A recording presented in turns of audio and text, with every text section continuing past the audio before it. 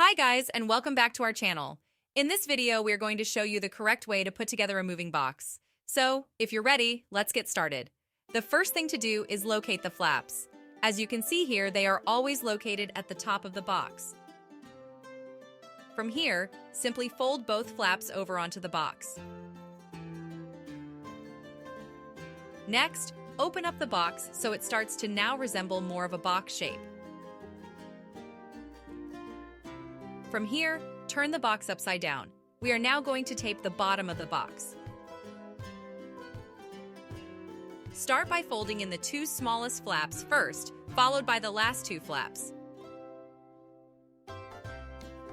Next, get your tape. Always ensure that you start the tape at least 2 inches over the end of the box. Pull the tape tight and cut it, so that again you have at least 2 inches of tape over the end of the box. Next, we are going to tape the box 2 more times using what we call the Power H method.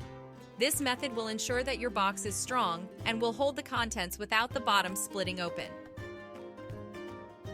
From here, turn your box over and you are now ready to start packing. As you can see, the flaps are nicely pinned down, which will be much more convenient when packing items into the box. Simply pop the flaps on either side. Again, starting with the shorter sides first, followed by the longer ones. All that's left to do from here is finish taping the top of the box, once again using our Power H method. Always ensure that your box is properly taped on the top and bottom, and that everything inside is well packed to avoid any breakages. And there you have it, how to properly assemble and tape a moving box. Please subscribe to our channel for more useful moving tips and tricks. Thanks, and we will see you soon.